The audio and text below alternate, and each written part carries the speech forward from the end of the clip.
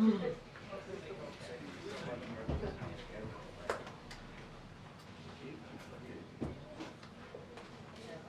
hello, Peter.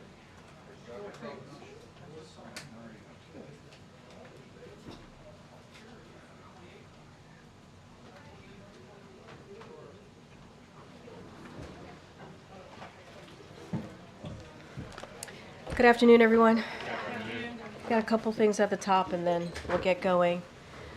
So today we are grieving the lives lost as a result of deadly tornadoes that ripped through several states across southern plains.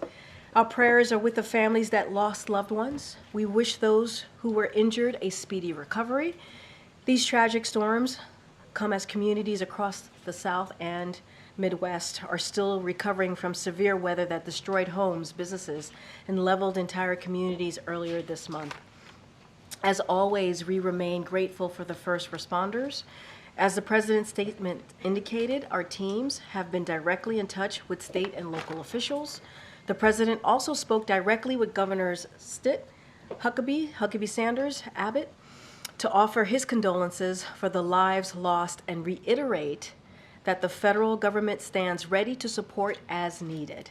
As we speak, FEMA is conducting damage assessments with their state and local counterparts, and tomorrow the FEMA administrator will travel to Arkansas. As we turn towards recovery, we urge residents in the affected areas to remain vigilant and continue listening to state and local officials. We also want to encourage everyone nationwide to prepare now for potential severe weather in your area. Next, just wanted to lay this out for folks and shout this out. We saw a record number of travelers at airports over Memorial Day weekend. As you all know, President Biden is taking action to improve their travel experience by taking on hidden junk fees. The Biden-Harris administration is mandating that airlines show upfront the price of checked bags, seats, and flight changes or cancellations, which will save consumers $500 million a year. Two airlines, Spirit and Frontier, announced that they are ending change and cancellation fees. Our administration is also requiring airline to provide automatic refunds when flights are canceled or significantly changed. We are proposing that hotels and car rental companies show the full price upfront, banning hidden fees. And we are also lowering the price of gas, including by selling 1 million barrels of gasoline from the Northeast Gasoline Supply Reserve. We know that severe weather yesterday disrupted some flights, which is why the Department of Transportation is keeping pressure on airlines to improve flight operations and help travelers when there are flight delays or cancellation. With that, we have the Admiral here from NSC, who is going to speak to the development in the Middle East. Admiral?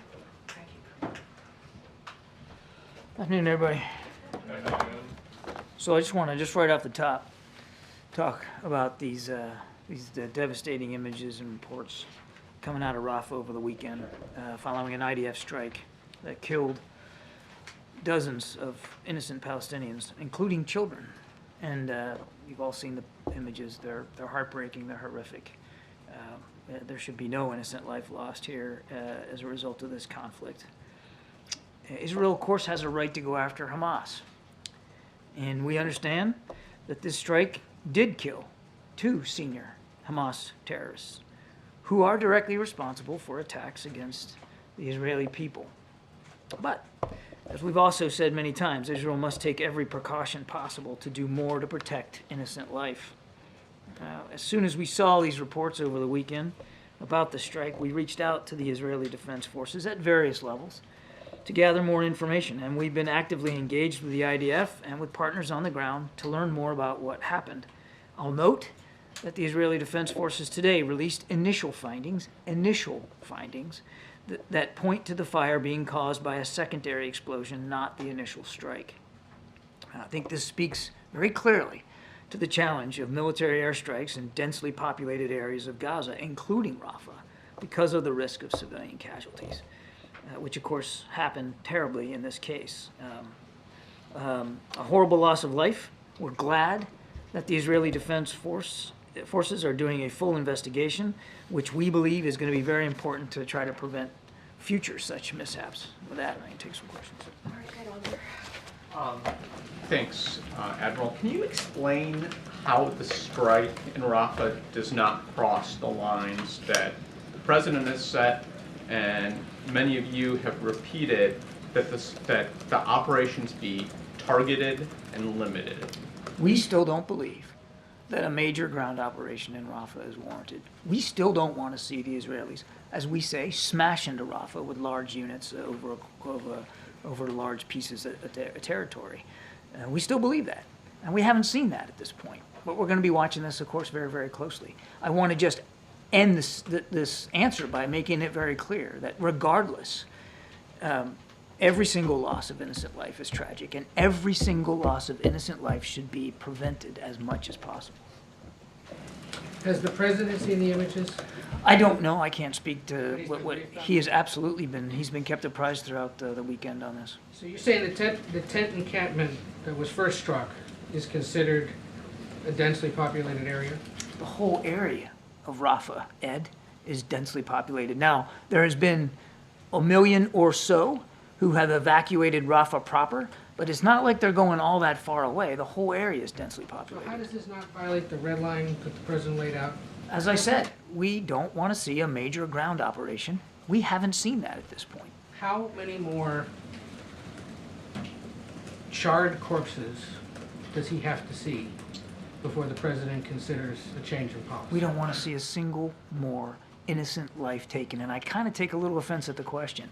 No civilian casualties is the right number of civilian casualties. And this is not something that we've turned a blind eye to, nor has it been something we've ignored or neglected to raise with our Israeli counterparts, including, Ed, this weekend as a result of this particular strike. Now, they're investigating it, so let's let them investigate it and see what they come up with. But the President doesn't have like a personal limit to this? The President has been very clear and very direct about what our expectations are for Israeli operations in Rafah specifically, but in Gaza writ large. We don't support, we won't support a major ground operation in Rafah, and we've, again, been very consistent on that. And the President said that should that occur, then it might make him have to make different decisions in terms of support. We haven't seen that happen at this Why point. not have him come out and say that himself? The President has been speaking to leaders throughout the region on a regular basis. He has been addressing you guys in various fora. You've got plenty of opportunities to talk to the President, including, I might add, in a press conference last week. You've said now that you don't think a major ground invasion is happening in Rafah right now, but as you note, this is a densely populated area. It all is. I understand that this might be a secondary explosion. The Israelis are describing it as a tragic mishap, but isn't this exactly the kind of incident that you have been concerned about this whole time? As I said in my opening statement, this exactly does speak to the challenge of military operations in a densely populated area. A challenge, I would add, Mary, that we have been sharing and our perspectives on with the Israelis from our own lessons learned in places like Iraq and Afghanistan. This incident speaks exactly to that challenge. And despite the loss of life here, do you still believe that this strike was precise and proportional? There's an investigation. I think we're going to let the Israelis do their work. I don't think you can expect me to speak to the details of a specific strike by Israeli military forces when we had nothing to do with that. And just one more, you've called the strike devastating, the images heartbreaking, but you've stopped short of outright condemning this strike. Can you explain why? We have been, I think, very strident in our condemnations about the deaths of innocent civilians. These deaths are not excused from that. But we have to understand what happened here. There's going to be an investigation. They've already said it was a tragic mistake. They're looking into it. They have been able to investigate themselves and hold people accountable in the past. We'll see what they do here. Awesome. Yeah, thank you. I want to be clear, after this weekend strike, is it our assumption that nothing about U.S. policy has changed or is changing in regards to... As a result of this strike on Sunday, I have no policy changes to speak to. It just happened. The Israelis are going to investigate it. We're going to be taking great interest in what they find in that investigation, and we'll see where it goes from there. I also want to ask, we saw a good amount of international condemnation after this strike, whether it was from President Macron of France, others in Europe. We have not yet heard from the President publicly at all about this strike. Why is that? Well, again, I think I've answered this question with Ed. You've heard the president on numerous occasions in just the last few days about what's going on in the Middle East and in other places around the world, and you'll hear from him again. I'm absolutely confident of that. One last question. Is there any concern that the United States itself is being isolated internationally as we continue to support the operation and you're seeing European allies? One of the things that we've talked about with the Israelis about the manner in which some of these operations are being conducted is the real danger that Israel itself could become further isolated from the international community just by dint of the manner in which they are conducting operations. So this is of concern, clearly, because it's not in Israel's best interest, and it's not in our best interest for Israel to become increasingly isolated on the world stage. As a matter of fact, one of the things the president came into office wanting to do, and actually we had made some progress before the 7th of October, was working towards a more integrated Israel into the region. So it's in our national security interest to make sure that that doesn't happen. The president doesn't make decisions, and he doesn't execute on policy based on public opinion polling or on popularity contests. He bases his decisions on our own national security interests, what's at stake for our safety and security here at home and abroad, and what's in the best interests of our allies and partners. Sometimes what's in the best interest of your alliance and your partnership is to be candid, forthright, even tough with your friend, which we have been able to do with Israel. So I just want to be clear on that. We spoke about Israel's isolationism there. I just want to make clear, are you concerned at all, or is the administration concerned at all about the United States being out of step or isolated? I thought I got to that in the last part of my soliloquy. No, I did. I did! Well, I'm sorry, I did not catch that. You didn't get it. Okay, so I'm going to try it again, and we'll see. Maybe take two would be better. The president's not making decisions based on popularity or public opinion polls here around the world. He's making decisions about our national security based on those interests and what meets those interests. And it certainly doesn't meet our interest, and it doesn't meet our Israeli partners' interest for them to become further isolated. But he's not making decisions based on that being a worry. He's making decisions based on what's in the best interest of the American people and our safety and security abroad. Thank you so much. So last week from this podium, Jake Sullivan was asked about the Rafah operation, and he said, and I quote him, "What we're going to be looking at is whether there is a lot of death and destruction from this operation." So if what happened this weekend doesn't qualify as a lot of death and destruction, how would you describe it, and how would you quantify what a lot of death and destruction in Rafah is? There's not like a measuring stick here or a quota. As we've said many times, the right number of civilian casualties is 0. We won't see any. Now we've seen more than about a dozen or so that we know of, at least from this strike alone. That's horrific. That's terrible. We don't want to see that. The answer should be 0.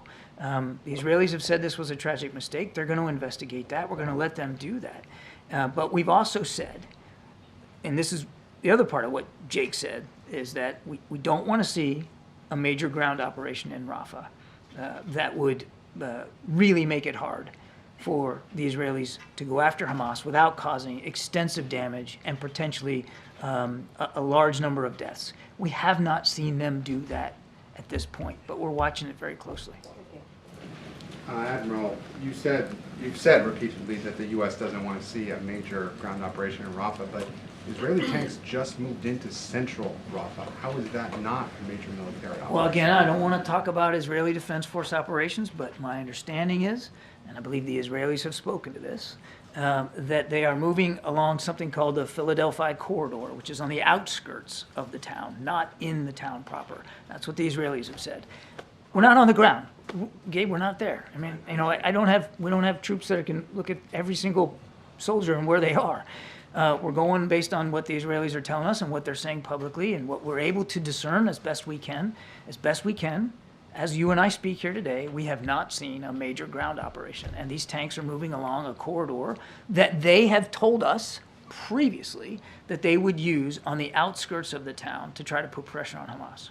NBC's crew in Gaza has described it as being central Rafah. If it were to be central Rafah, would that be considered a major? A single tank?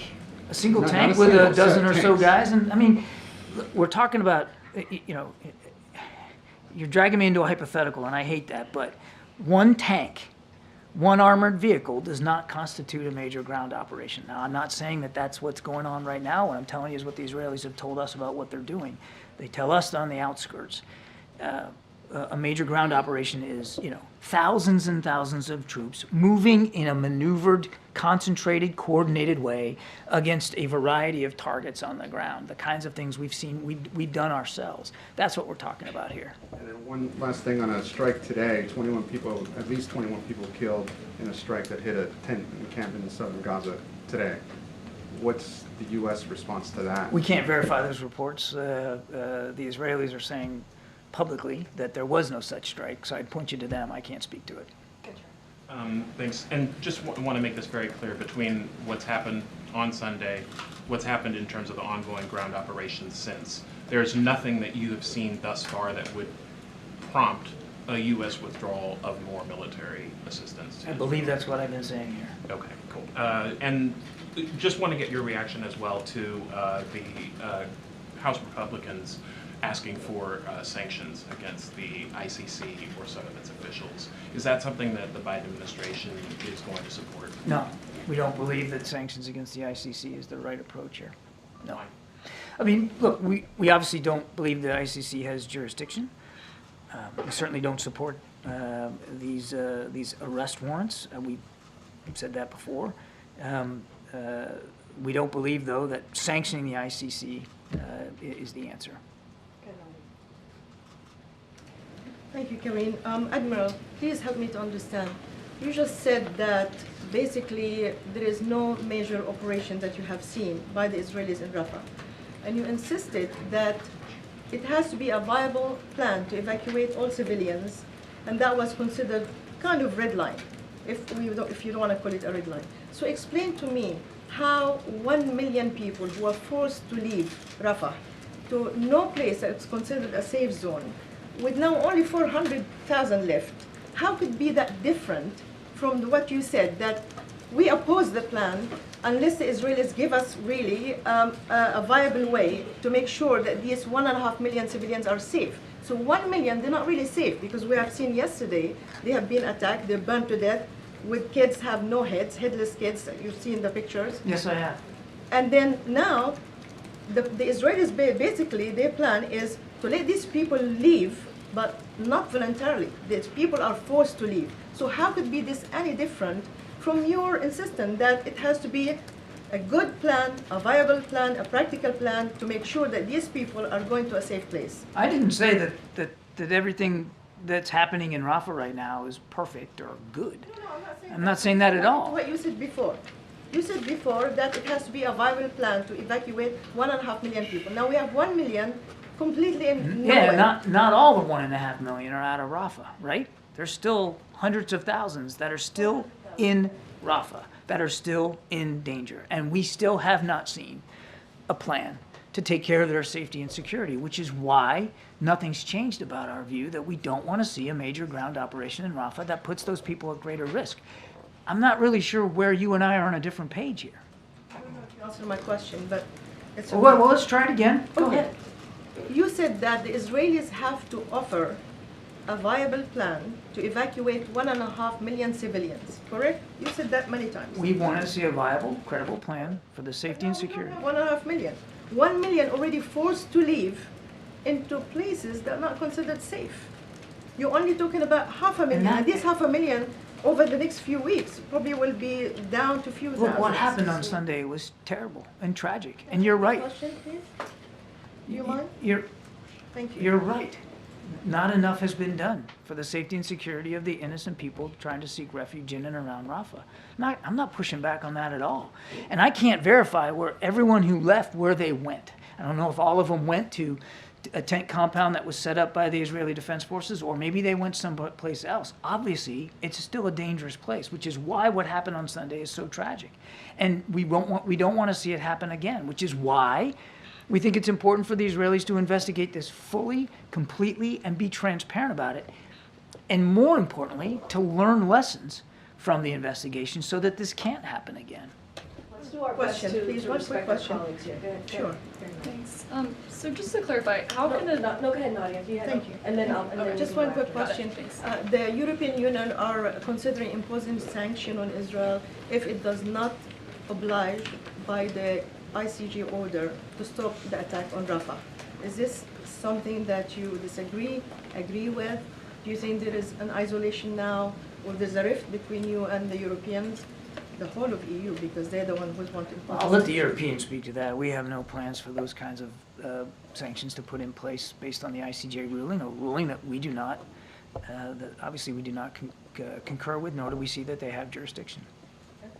Thanks. So how can the administration not want to see a major ground operation, but not have a measuring stick, you know, your words, to actually measure what is... The and what question was isn't? how many deaths? It wasn't a measuring stick about what a major ground operation was. The specific question was, well, how many deaths is too many? As I said, one is too many. We don't want to see any more. But what Jake was trying to do when he came up here to explain to you what a major ground operation entails. Lots of units of tens of thousands of troops or thousands of troops moving in a coordinated set of maneuvers against a wide variety of targets on the ground in a massive way. That's a major ground operation. Pretty simple. I mean, it's not hard to discern that. I think it's very obvious what that is, and we have not seen them move in that way. What happened Sunday, tragic, very tragic. It was an airstrike. It wasn't the first airstrike that they had conducted in Rafah in recent days or weeks, not at all. But this one had tragic results, no question about that.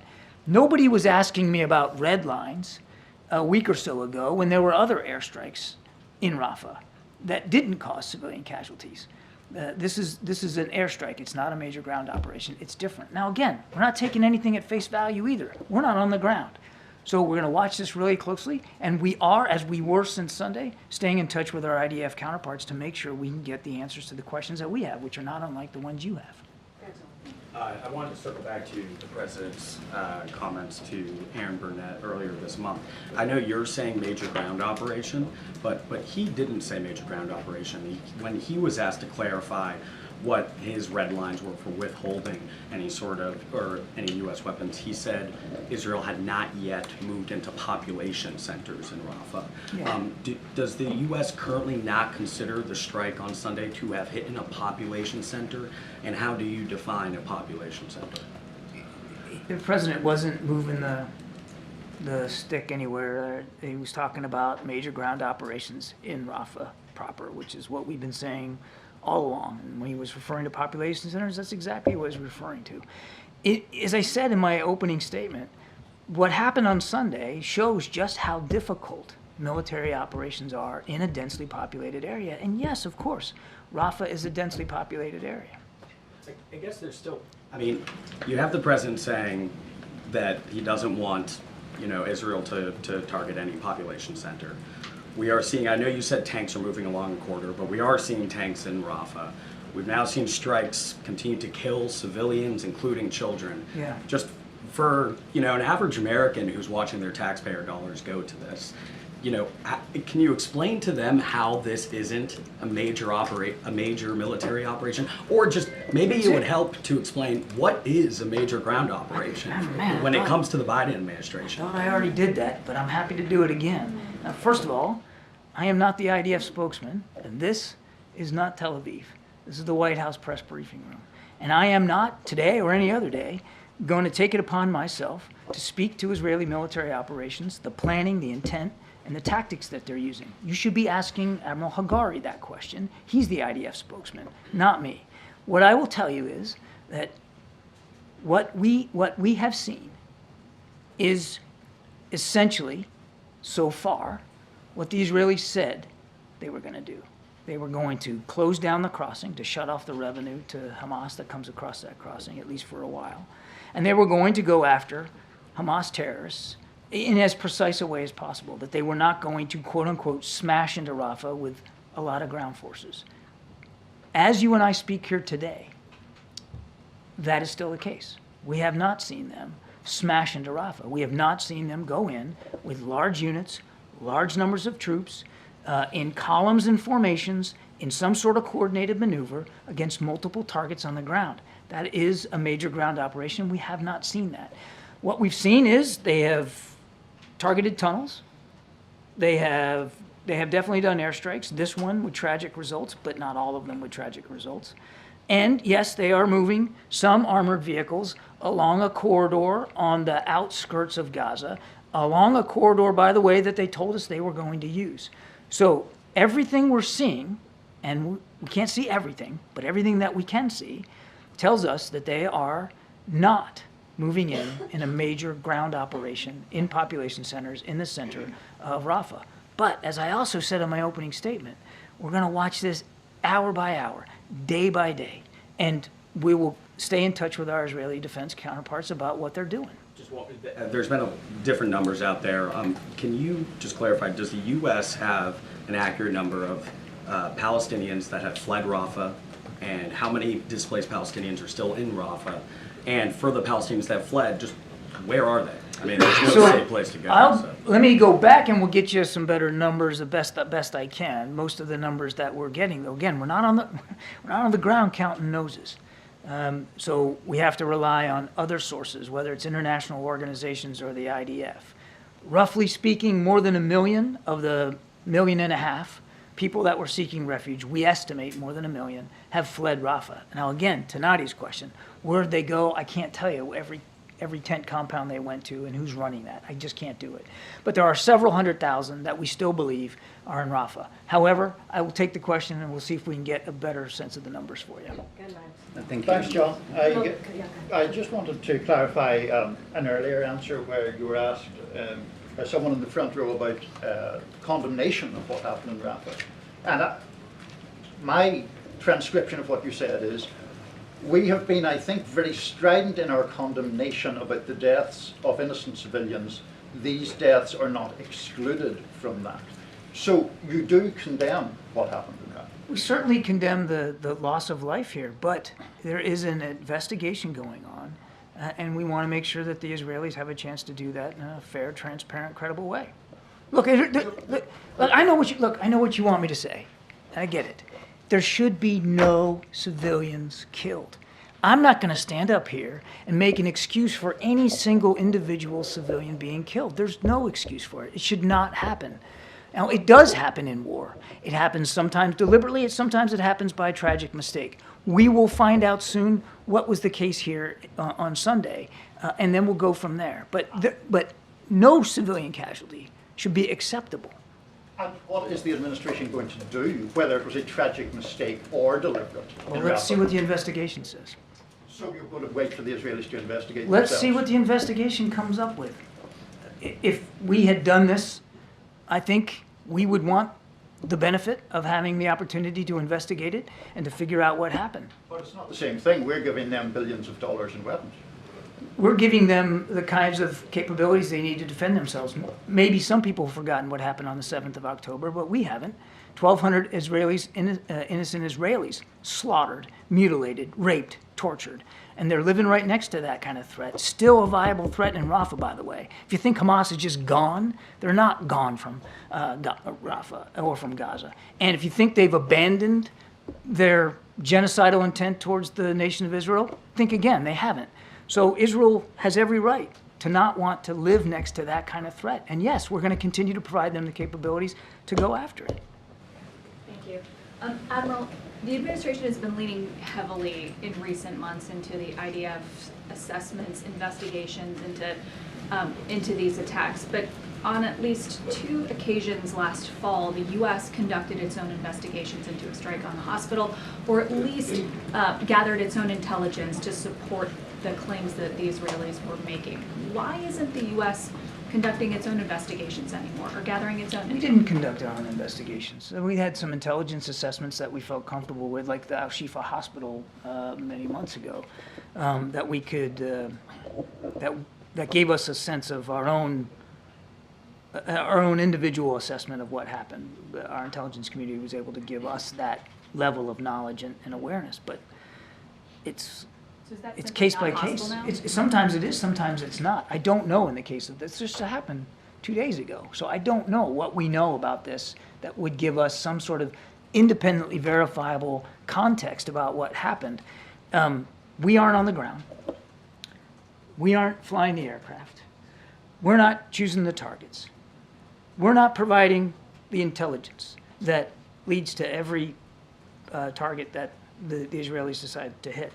It is their operation, their troops involved, their capabilities, their pilots. They have the obligation to investigate this themselves, and they'll do that, and we will take a look at it and then see what it says. If we have some means independently of being able to verify some parts of the information ourselves, then I'm sure our intelligence community will do what they can to put that together for us. But it's not, you shouldn't expect that in every operation on any given day in Gaza that we're going to be able to just independently triangulate every single event and determine for ourselves what happened. And you've described at length what a major ground operation in the administration's eyes would look like. But for many months, there have been discussions behind the scenes about what the U.S. would like to see in terms of alternatives to that major ground operation.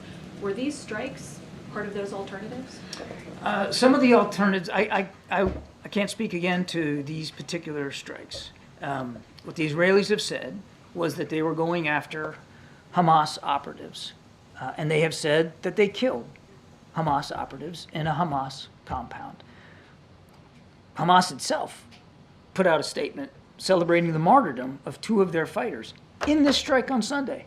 So I don't know how anybody could dispute that they weren't trying to go after Hamas in a targeted, precise way in this regard. As a matter of fact, wait, just a second. Matter of fact, the Israelis have said they used 37-pound bombs, precision-guided munitions. 37-pound bomb is not a big bomb. And it is exactly the kind of munition, if in fact that's what they used. I'm not verifying it, just saying that's what they said. If it is in fact what they used, it is certainly indicative of an effort to be discreet and targeted and precise. Now, obviously, this had tragic results. And obviously that needs to be investigated, and we need to know why, even using small diameter precision-guided munitions, this was able to happen. But we'll have to let the Israelis get to the bottom of that. Evacuate the area where the strike took place if it was intended to be precise. Again, you're asking me for information about their targeting and decisions that I can't answer. All I can do is point you to what they have said, which was they were going after a Hamas compound. And that it's, as a result of that strike, in some form or fashion, they say there were some secondary explosions that led to this fire, that led to these deaths. I just physically can't connect those dots for you since we weren't involved in that operation. It's important to let them investigate it.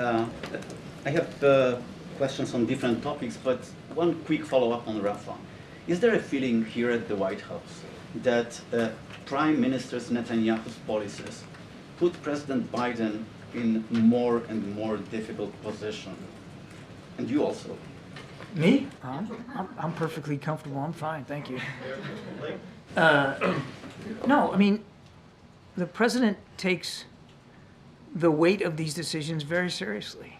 He takes his obligation to Israel very seriously. And the responsibility that the United States has to help Israel defend itself against a truly genocidal threat. You want to talk about, you want to throw that word genocide around? Then read the Hamas manifesto. That's there. He also takes very seriously our obligations to make sure that innocent Palestinians don't suffer anymore from a war they didn't start, and they're not responsible for this. Mr. Sinwar started this war. And no other nation, no other leader is doing more than President Biden is to get humanitarian assistance in, to try to get a hostage deal in place, to try to find a way to end the conflict. President Biden is leading on all those scores. So these are tough decisions. It's a tough issue, and he's doing the best he can to act and lead according to his principles. On a different topic, a question about suspected Russian sabotage operations in Europe, including arsons. Just yesterday, in response to those activities, Poland restricted movements of Russian diplomats in Poland. So what's going on there? And what's your reaction? And are you tracking any similar activities, Russian activities, here in the U.S.? Talk about like election interference, sabotage, that kind of thing? Those Yeah, we're watching this with great concern. I wish I could say that it wasn't part of the Russian playbook, but it is. And you don't have to look too far in the distant past to see that. So we're working hard with our European counterparts to do everything we can to build resilience, not just for ourselves here at home, but for them overseas. Can I ask a question about the talk the President had with the President of Mexico a month ago? They committed to new actions on the border. I'm wondering if you've seen an impact with that and whether you expect the election and the ultimate transition period to have an impact on that. In other words, a month ago they pledged immediate action to crack down on the border. Have you seen anything from that? We have seen. I owe you a better answer. I admittedly don't have the data in front of me, but we have seen decreases of the numbers of people arriving at the border. The Mexicans have stepped up to stem the flow along some of those routes, particularly rail and road routes. And they have also done quite a bit to work with us on cracking down on these criminal gangs that are actually leading these efforts. So I'll get you a better answer. But yes, we have seen a difference. Do you expect that policy to continue past the election that's upcoming here on Sunday? We have every hope and expectation that it will. I mean, I'll let the Mexican people speak to their democracy and how and who they want to govern them. But we have, I'll just put it this way, we certainly have no expectation that Mexican cooperation and support is going to diminish. Thank you so much, John. Russia's foreign minister has said that they're considering removing the Taliban from the list of banned organizations, which raises the possibility of Moscow recognizing the Taliban as legitimate. How does the U.S. feel about this move, and what message could it send to American rivals such as Iran or China? I think it sends a horrible message. The Taliban have not met any of the commitments they said they were going to meet when they took over. And that not just the way they're treating women and girls, the way they're managing their own economy, the way they're taking care of their own people. And we are in no position, nor will we be, to recognize the Taliban as the official governance of Afghanistan. And for Russia to do so, we believe that would send a bad message to others. I don't want to get into hypotheticals at this point, but it's an ill-advised course of action. And then China today urged Israel to comply with the ICJ ruling. They're, of course, a fellow member of the Security Council. This can be overturned by the Security Council, but how does the U.S. feel about China taking this step of basically interfering? Not surprised. Not surprised. Not going to change our approach. Thank you. Thank you so much. One question on Rafah, just sort of following up on some of the previous questions. You've been very consistent today talking about major ground operation. In the past, you and other administration officials have used the term major ground operation, but you've also used the term major military operation. I'm wondering if what is happening in Rafah right now would be considered a major military operation, which the White House said it opposed previously. We do not consider this a major military or a major ground operation at this point, but again, we're watching it very closely. Would additional airstrikes constitute a major military operation? It would have to depend on what the size and scale and scope what we've seen so far. And again, this one had tragic consequences, but it was in the use of munitions that they said they used and in the targets they were going after, not unlike and not out of character of the other airstrikes they have participated in Rafah in recent days and weeks. So it wasn't out of that scope. Obviously, it had a different outcome here, which is incredibly tragic, but it wasn't of a different sort or different character than what we've seen them do. Separate question. There was a readout of the call between President Biden and President Sisi on Friday. The call said that there would be a major delegation going to talk about opening up the Rafah crossing. Can you give us a sense of who's in the delegation, when they're going to be going over, if it's going to be happening this week, and what the agenda might be for that? I'll take the question. We'll get it back to you. I don't have that for you. Sure. Can you say whether or not in the setbacks of the temporary pier, or is the U.S. going to increase airdrops for aid? Is there a mechanism to kind of make up for what's not getting into Gaza because of the pier being out of service? You'd have to ask the Pentagon. I'm not aware that there's going to be any increase in airdrops to supplement the problems that we've had with weather on the temporary pier. but the Pentagon would know more than I would.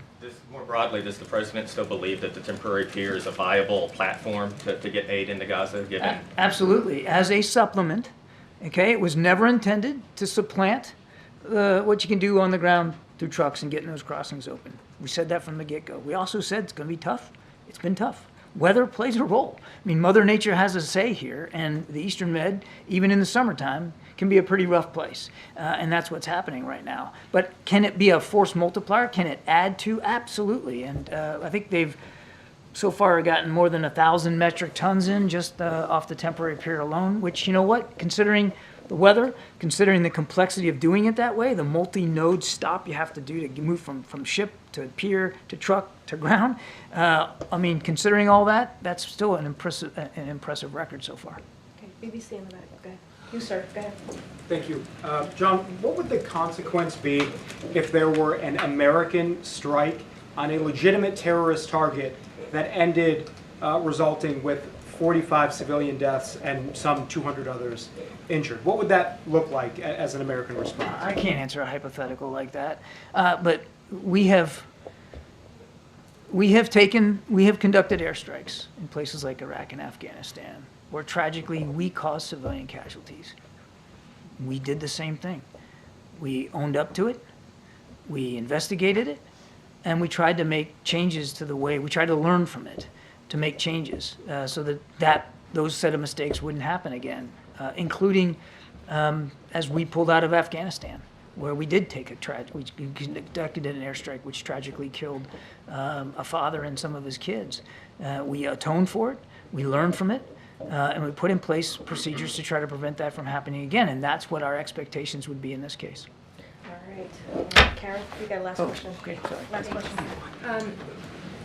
Ukraine's President Zelensky had recently said that the ability to use Western-provided weapons to strike military targets inside Russia is essential for their success. He says he's appealed to senior U.S. officials to allow Ukraine to do this. Is the president considering this request? And if yes, what is he looking at right now? We're aware of the interest that President Zelensky has expressed in this regard. I would tell you that there's no change to our policy at this point. We don't encourage or enable the use of U.S.-supplied weapons to strike inside Russia. I would note that the Ukrainians have, in the past, defeated imminent air attacks, such as some of the ones that have occurred in the last few days on their own since the war began. And we will continue to talk to them nearly every day about what they need. And I think I'd leave it at that. Thank you so much. Thank you. One more, Admiral. Take a few more. Take a few more, please. Thank you, guys. Thanks, Admiral. Appreciate it. Okay, go ahead, Omar. I just had a couple of scheduling questions. Yeah, you mentioned sure. the FEMA administrators going to Arkansas. How about the president? Will he be visiting any of these states that are impacted? I don't have anything to preview on the president's schedule at this time. Obviously, you heard me lay out what FEMA has been able to do and how we are there for the states that have been impacted by this horrible storm. FEMA is on the ground. They're assessing what's needed. The president called the governors just yesterday. We read that out. And obviously, we are here to assist on the federal government side and are ready to help. And I think it's important that the FEMA administrator will be on the ground in Arkansas. I don't have anything on the president's schedule to share. And the former president's trial is coming to an end, and there should be a verdict maybe in a matter of days. Will the president be commenting, delivering any sort of remarks on the verdict? I'm going to be super mindful here, as I always am, when it comes to especially this ongoing case, and also, as you all know, obviously the former president is a presidential candidate.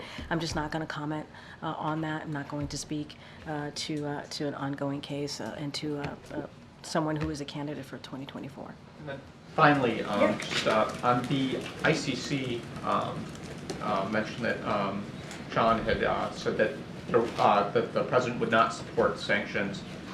Has there been a change of heart in the administration? Because Secretary Blinken said last week at a hearing that he was committed to taking action against the profoundly wrong-headed decision. So yeah, look, I was aware of, I watched obviously the Secretary's hearing. I think, look, as it relates to legislation, as it relates to specific sanctioning, that particular question, this is not something that the administration is going to support.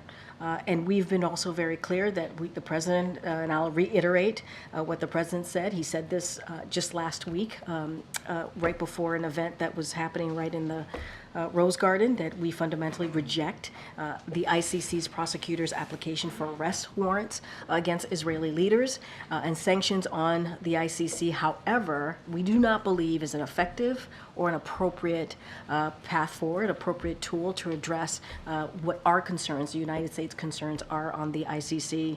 So we're going to work with Congress on other options. We're talking about specifically, obviously, sanctions, but on other options to address the overreach that we see by the ICC to apply for warrants against Israel officials. So we're going to have that conversation, continue to have a conversation with Congress, but when it comes to sanctioning the ICC, that is something that we do not support. What are the other options? We're going to have those conversations. I'm not going to preview those conversations for you, but Congress, obviously, we're going to work with Congress on this. Do you have any update on the president's meeting today with Governor Moore and other officials on the rebuilding of Key Bridge? Any updates on estimate of cost? Or So we'll have more to share later today. I don't have anything for you at this time. As you just stated, Governor Moore is here, and we'll have a moment with the president. I just don't have anything specific on at this time.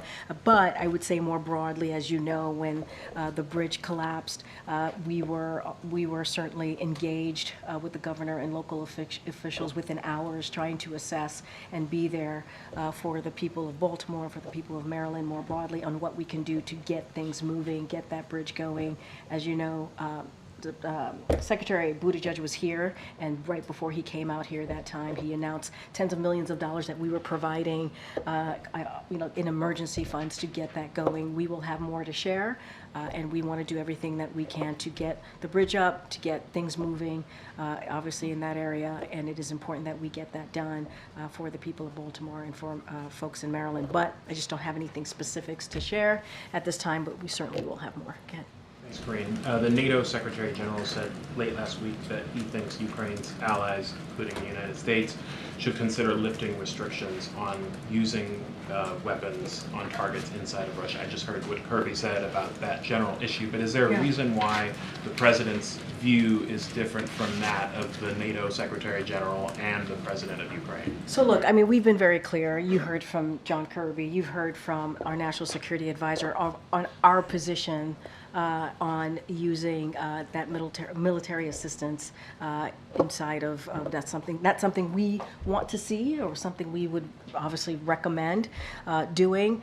But we also believe it is important that Ukraine has everything that it needs to defend itself, which is why the National Security Supplemental that was passed, that was incredibly important for the brave people of Ukraine to continue to defend their democracy. We want to see that continue, and we are very appreciative of NATO and our NATO allies and the more than 50 countries that this president has been able to bring together and support Ukraine in their fight for their own sovereign territory. I just don't have anything beyond that. We do not want this to escalate in any form, but we do believe that Ukraine needs to have everything that they need to defend themselves, and that's been our position. I don't have anything to share beyond what you've heard from this podium. And one more, President Zelensky said today that if President Biden misses this peace summit that's being organized in Switzerland, it would be like a standing ovation for Russian President Vladimir Putin. I know you haven't announced anything there. Is the president going to that, and does he agree with Zelensky's assessment of what his absence would mean? So just a couple of things I would say there, and you know this, we have actively participated in each of the previous Ukraine Peace Summit. That is something that the U.S. government has been obviously engaged, and we will continue to be represented in the summit, including the upcoming one. Although I don't have anything to share with you today on anything specific, but we've had active participation. That is something that we have been engaged in as it relates to the summit. It's important we continue to support Ukraine's effort. You just heard me lay out why we believe it's important to continue to to make sure they have all the capabilities that they need to defend themselves, but also to secure a just and lasting peace. But we also must make sure that they have what they need to defend themselves, as I've said multiple times already. And you saw what's happened in Kharkiv this weekend. Certainly, that is not important to note. 24 people were killed. And it was just horrific. And so this is why we need to continue to offer that assistance. We're surging assistance. On Friday, we just announced another package to Ukraine. That's how quickly we're trying to get that assistance out there. And this war, and we all know this, and we heard Jake say this, you heard the Admiral say this war could end tomorrow if Putin would just end the war, end his aggression against the people of Ukraine. And so that's how we see it. I'm glad that we are all glad that Congress passed the President National Security Supplemental, and we're going to continue to do everything that we can to get that assistance out there. Okay. Thank you. This is your only scheduled televised briefing this week, right? Oh, are you disappointed? Yes. Should we? I'm sorry about that. When might we get a briefing then on the trip next week? You know? I have to take a look at next week. I do not. Off the top of my head, I don't know what next week looks like, but obviously, I know France D-Day, but I'm just talking about the beginning of the week before we head out to France for D-Day anniversary and critical, important anniversary. Obviously, we will continue our drumbeat of having someone from NSC here ahead of the trip to take some of your questions. But you are correct, this is the only televised briefing of the week. Given that, and given something is scheduled to begin on Monday, I'm curious, how does the President plan to monitor the federal trial of his son, which is set to begin on Monday? Look, I don't have anything specific to share about that. I'm always very mindful on speaking to that. I will say what I have said many times before. The President and the First Lady, they love their son. They are proud of how their son has been able to get back on his feet and continue his progress, and they will continue to support him. Outside of that, I don't have anything to share. You don't know if he's planning to try to attend in person at all? I don't have anything to share. As you just stated, next week is also incredibly important foreign policy travel, where we are going to obviously be in France for the anniversary of D-Day.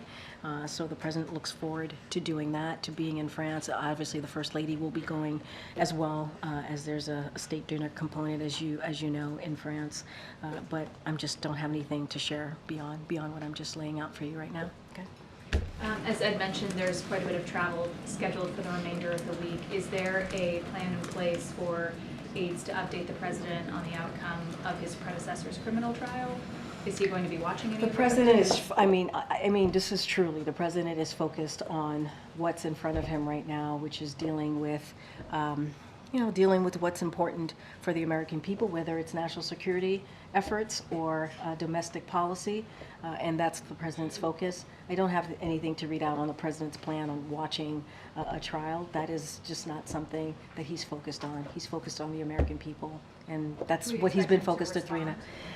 Look, I'm not going to speak to a presidential candidate. Obviously, the former president is a candidate in 2024. I do not speak on trials. It's not something that I do from here, an ongoing trial, ongoing proceedings, legal proceedings. I don't have a comment on that at this time. Okay. Thank you, Karine. Are you guys here at the White House in full-blown freak-out mode? What are you talking about? What are you talking about? There's a Politico Peter? story. It sounds like Democrats outside, the quote is, Biden's stubbornly poor polling and the stakes of the election are creating the freakout. So, again, I'm going to be mindful. I'm not going to comment on 2024 election. I will say this. The President has never forgotten where he came from, who he is. He understands what the American people are going through as they're sitting around the kitchen table. You hear the President talk about his time growing up, where he watched his family having to sit around the kitchen table, making incredibly difficult decisions. And the President has always said he's going to fight for communities that have been forgotten. And you see that in the policies, economic policies that he's put forward. He's going to continue to fight for the middle class. He's going to continue to fight in every way that he can. You heard me at the beginning talk about junk fees, incredibly important. And he's going to continue to fight and to make sure that corporation greed doesn't continue to take hold. That is something that he's been very clear about, while Republicans are doing the opposite. They put out a policy where they want to give a big tax break to the wealthiest among us, billionaires and corporations. That's not what the president wants to do. On another topic, why did President Biden have a private meeting with a witness who plans to testify in court against his son? Can you say more? Hallie Biden is a key government witness who allegedly disposed of a gun that Hunter is accused of buying illegally. President Biden was at her house this week. I think the American people should also be told the full breadth of this, not just a part of this question here. As you all know, the president actually spoke to this yesterday during his memorial, I think impactful, powerful Memorial Day address, where he talked about the passing, the anniversary, the 9th anniversary of the passing of his son. And he visited her as that anniversary is approaching. He visited her days before the anniversary of the passing of his son. And she is family. She was married, obviously, to his late son. And I think that is something also to mention as you're asking your question to me. So they did not talk about her testimony? This was not about that. This was about literally the 9th anniversary of the passing of his son. That is upcoming in days. Peter. We learned today there's going to be a book coming out this summer by London Roberts. According to the press release, the book is about protecting the long unacknowledged grandchild of the sitting president of the United States. Do you know if President Biden has met that grandchild yet? I don't have anything to share. Go ahead, Mary. Thank you.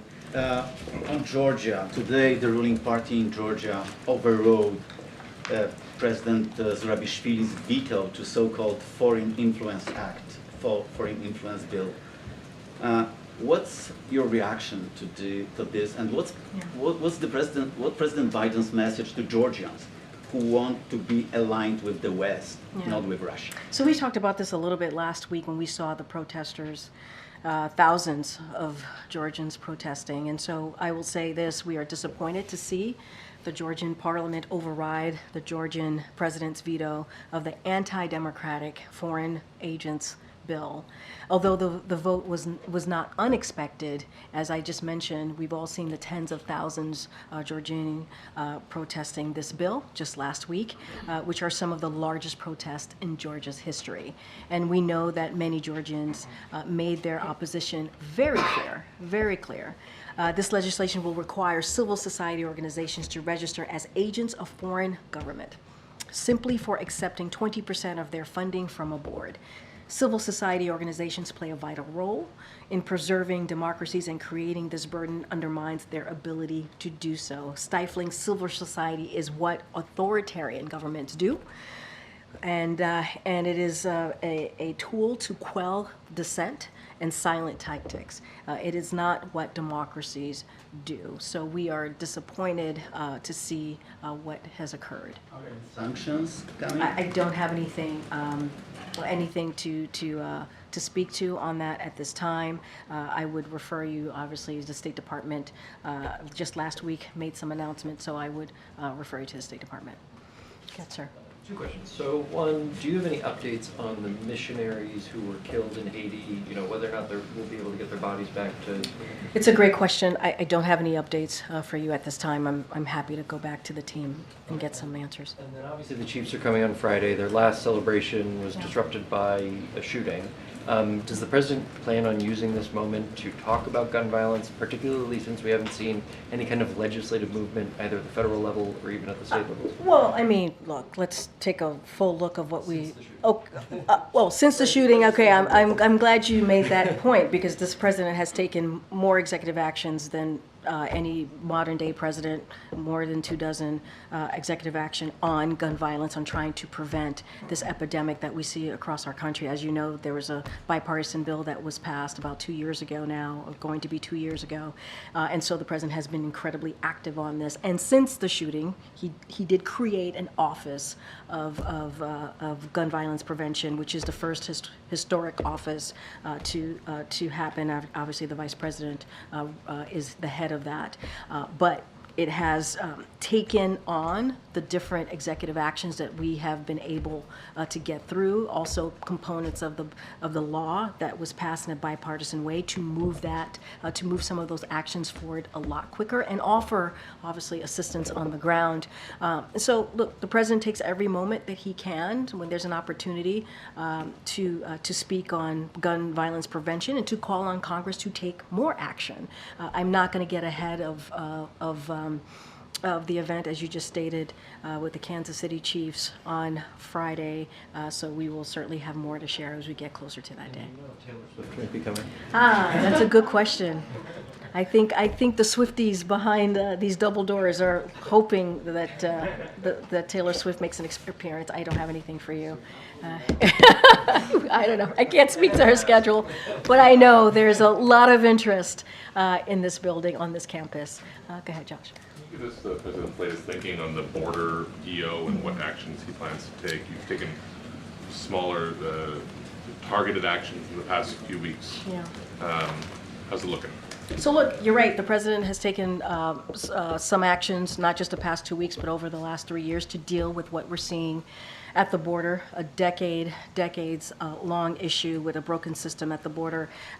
As you know, just last week, that legislation, that bipartisan legislation that we believed if the president had an opportunity to sign that legislation would have been the toughest, the fairest piece of legislation that we have seen to deal with the border in some time. And so it failed because Republicans, by their own admission, are putting electoral politics ahead of the American people. And there were things in that legislation that would have made a difference. And so it is unfortunate that happened. And you saw from the president's statement, congressional Republicans do not care about securing the border or fixing America's broken immigration system. If they did, they would have voted for the toughest border enforcement in history. That comes directly from the president in a statement. We will continue, to your question, we'll continue to evaluate all options at hand and looking at what we can do within our authorities, within the president's authorities. Don't have anything to announce at this time, but it is unfortunate that Republicans who came to the table, who wanted to work out and deal with an issue, a challenging issue, the border, they voted against their own policies, their own interests, and put electoral politics first, and that is unfortunate. Are you of the mind, though, that an EO, like one sort of big We're going to look move at is the option, or more piecemeal? like we continue to do, and we have done, and you just mentioned, just recently we've taken some actions. We are going to look at all of our options and try to figure out what is the right thing to do on behalf of the American people. That is something that the president has been consistent on and will continue to do. Go ahead, Jared. Thanks, Karine. A recent Bloomberg Morning Consult poll found an increased number of Americans in battleground states trust the vice president to fulfill the duties of the presidency. I know you can't comment on election-related topics, but this poll does suggest that the VP's travels to battleground states have been resonating with Americans. Given that increased trust in her leadership, what is the White House's view of the Vice President's travels to battleground states, particularly her economic opportunity tour, where she's been selling the administration's policies to Black and brown communities in particular?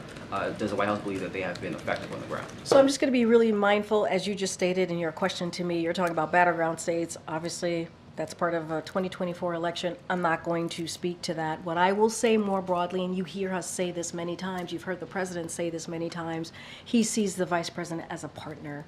And he feels that she's been effective in the work that she has done as a team. This is the Biden-Harris administration, and she is out there speaking directly to the American people. And we know when we leave here, we leave the bubble of Washington, D.C., it matters. When we go directly to the American people, it matters. When we share with them what we have done these last 3.5 years, our accomplishments, or listen to them or hear how they're feeling about the economy, how they're feeling about their health care, it matters.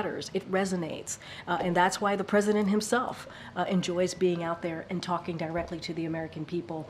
She's a partner. He believes she's effective. He believes that when he talks about policy, when he gets things done on the American people, he's doing that in partnership with the vice president.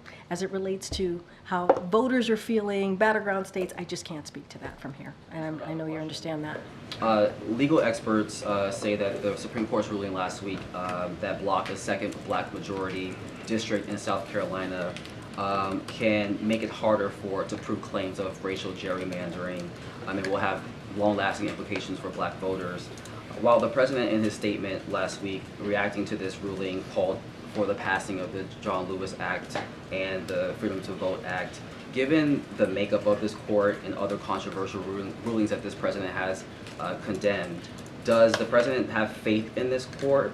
Does he have faith in the court? And would he consider publicly supporting what some Democrats are calling for, which is reform of the Supreme Court, whether that be expansion of membership or term limits?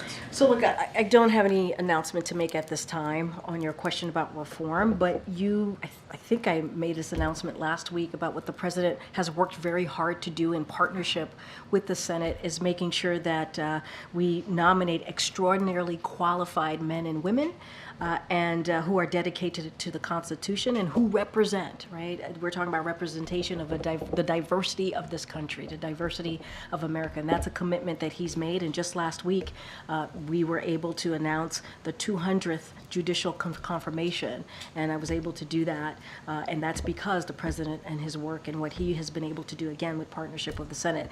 It was monumental news, a monumental moment, and that is for the rule of law for the American people. We're talking about over 60% are women and over 60% are people of color, and so we have more work to do, and we'll remain very steadfast on getting that work done. But as far as court reform, making any announcement, I just don't have anything for you. Go ahead. I know I have to wrap up. Go ahead. Thank you. The New York Times reported over the last few weeks that that 2 different flags associated with the January 6th attacks on the Capitol flew outside Justice Alito's home, 2 different homes.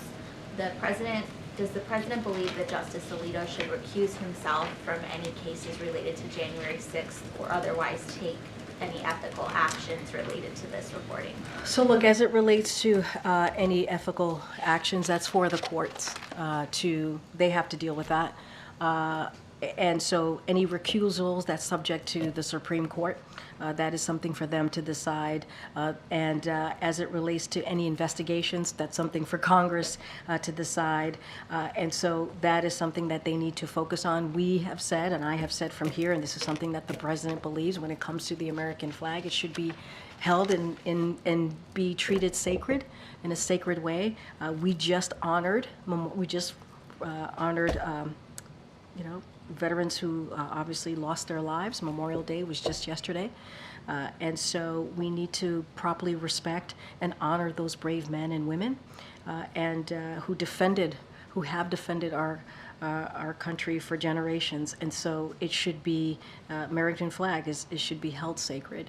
And that is our view. Anything else, obviously, that is for the court or Congress to decide. I have to go, guys. Thanks, everybody.